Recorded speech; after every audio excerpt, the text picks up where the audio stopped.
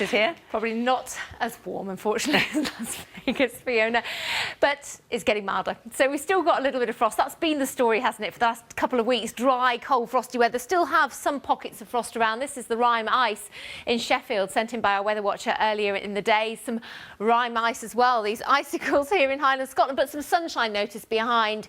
But the sunshine later in the day has been in short supply because we're losing this cold continental air and we're picking up this milder Atlantic air, and with it comes a lot of cloud. So we've had rain moving up from the south, rain moving in from the west.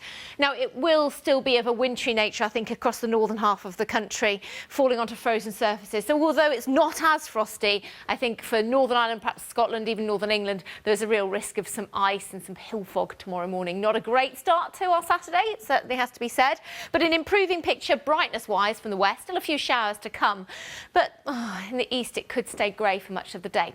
And even with the brighter skies, it's not that warm, 7s and 8s, but we're doing better than we have done.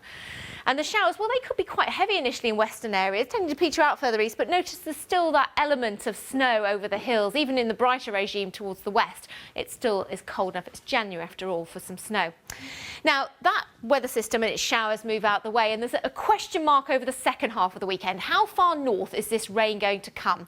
Now, at the moment, and consistently, it looks as if Scotland has been getting away with a dry and a bright Sunday. Yes, there'll be some early morning frost and fog. Northern Ireland, it looks, and Northern England, the Midlands, East Anglia, those are the areas more uncertain for the rain, but they are on the balance at the moment getting some rain. And I think south of the M4 it will actually be quite wet and quite windy as well. So our first spell of wet and windy weather for some time. But as I say, there's a bit of uncertainty, so if you've plans, stay tuned.